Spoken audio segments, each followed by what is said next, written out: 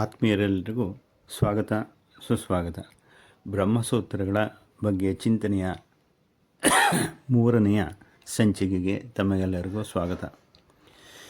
ಬ್ರಹ್ಮಸೂತ್ರಗಳ ಅರಿವಿಗೆ ಸಾಂಖ್ಯಯೋಗ, ನ್ಯಾಯ, ಮೀಮಾಂಸೆ, ದರ್ಶನ ಮೊದಲಾದ ವಿಷಯಗಳ ತಿಳುವಳಿಕೆ ಅತ್ಯಗತ್ಯ.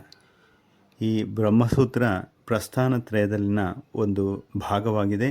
ಶಂಕರರ ಬ್ರಹ್ಮಸೂತ್ರಗಳ ಸನಾತನ ಪರಂಪರೆಯ ಒಂದು ಉತ್ಕೃಷ್ಟ ಗ್ರಂಥ. ಇದರಲ್ಲಿ 4 ಅಧ್ಯಾಯಗಳಿವೆ, 16 ಪಾದ ಅಥವಾ ಸೆಕ್ಷನ್, 223 ಟಾಪಿಕ್ಸ್, 555ಕ್ಕೂ ಹೆಚ್ಚು ಸೂತ್ರಗಳಿದೆ. ಮೊದಲನೆಯದು ಸಮನ್ವಯತೆ.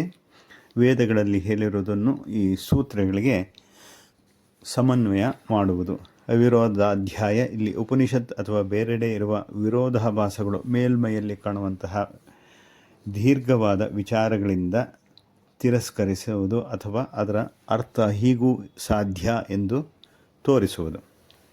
ಸಾಧನಾಧ್ಯಾಯದಲ್ಲಿ ಸಾಧನೆಗಳ ಮಾರ್ಗ ಹೇಗೆ, ಬ್ರಹ್ಮವಸ್ತುವನ್ನು ಹೇಗೆ ಹೊಂದಬೇಕು ಎಂದು ತಿಳಿಸುತ್ತದೆ.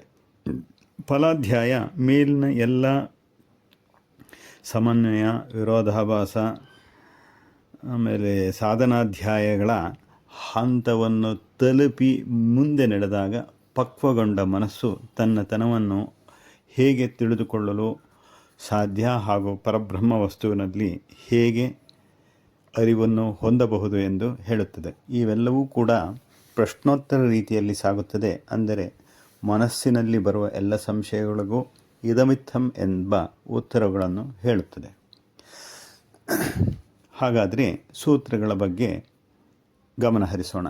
ಮೊದಲನೆಯದು ಅಥಾಥೋ ಬ್ರಹ್ಮ ಜಿಜ್ಞಾಸಃ. ಈ ಸೂತ್ರದ ಅರ್ಥ ಬ್ರಹ್ಮವನ್ನು ಕುರಿತು ವಿಚಾರ ಚಿಂತನೆ ಮಾಡಬೇಕು ಎಂದು. ಬ್ರಹ್ಮನ ನಿಜಸ್ವರೂಪದ ಅರಿವು. ಈ ಬ್ರಹ್ಮ ಕಾಣುವ ವಸ್ತುವಲ್ಲ. ಆದ್ದರಿಂದ ವಿಚಾರ ವಿವರಣೆ ಅಸಾಧ್ಯ ಎಂಬ ಶಂಕೆಯಿಂದ, ಅನುಮಾನದಿಂದ, ಅನುಮಾನ ಪ್ರಮಾಣದಿಂದ ವಿಚಾರ ಮಾಡಬೇಕಾಗುತ್ತದೆ. ಈ ರೀತಿ ಸಿದ್ಧ ಮಾಡಲು ಸಾಧ್ಯವಿರುವ ಕಾರಣ ಇದರ ಬಗ್ಗೆ ವಿಚಾರ ಮಾಡಬಹುದು.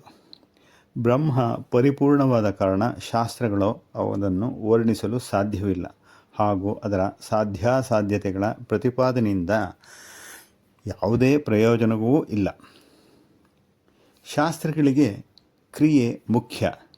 ಕ್ರಿಯೆ ಹೇಳದ ವಾಕ್ಯ ಪ್ರಯೋಜನರಹಿತ.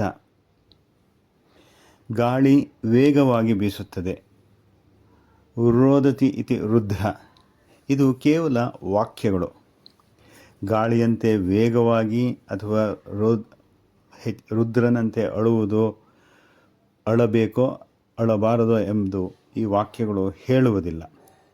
ಈ ವಾಕ್ಯವು ಇತರರು ಏನನ್ನು ಮಾಡಬೇಕೆಂದು ಹೇಳುವುದಿಲ್ಲ. ಆದ ಕಾರಣ ಅರ್ಥ ಕಲ್ಪಿಸುವುದು ಅಸಾಧ್ಯ. ಪ್ರಮಾಣಗಳನ್ನು ಒದಗಿಸುವುದು ಅಸಾಧ್ಯ. ಇದನ್ನು ಇನ್ನೊಂದು ಕ್ರಿಯೆಗೆ ಹೊಂದಿಸಿ ಹೇಳಬಹುದು. ಆತನು ಗಾಳಿಯಂತೆ ವೇಗವಾಗಿ ಚಲಿಸುತ್ತಿದ್ದಾನೆ, ಈ ರೀತಿಯಾಗಿ ಹೇಳಬಹುದು.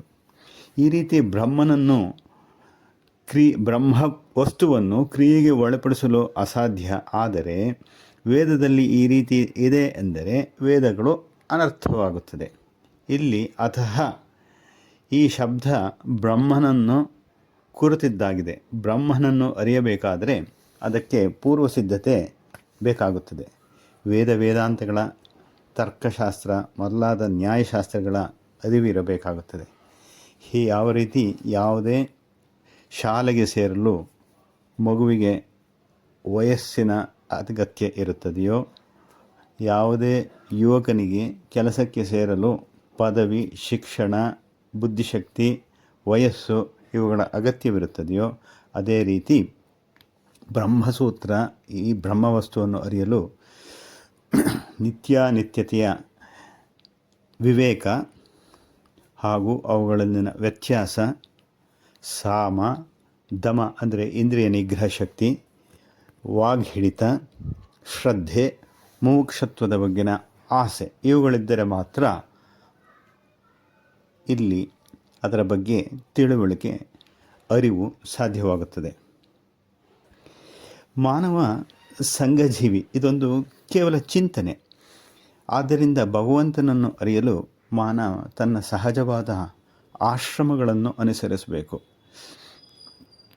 ಅಂದರೆ ಬಾಲ್ಯ, ಯೌವನ, ಕೌಮಾರ್ಯ, ವಾರ್ಧಕ್ಯ ಇವುಗಳ ಆಚರಣೆಯನ್ನು ಮಾಡಬೇಕು. ಹೆಂಡತಿ ಮಕ್ಕಳೊಡಗೂಡಿ ಧರ್ಮಾಚರಣೆಯನ್ನು ಮಾಡಿ ಪುಣ್ಯ ಸಂಗ್ರಹದಿಂದ ಕ್ರಮೇಣ ಮನಸ್ಸನ್ನು ಹಿಡಿದು ವಾನಪ್ರಸ್ಥಾಶ್ರಮದಲ್ಲಿ ಮುಕ್ತವಾಗಿ ಬ್ರಹ್ಮಚಿಂತನೆಗೆ ಅನುಕೂಲವಾಗುತ್ತದೆ ಎಂದು ಹೇಳುತ್ತಾರೆ.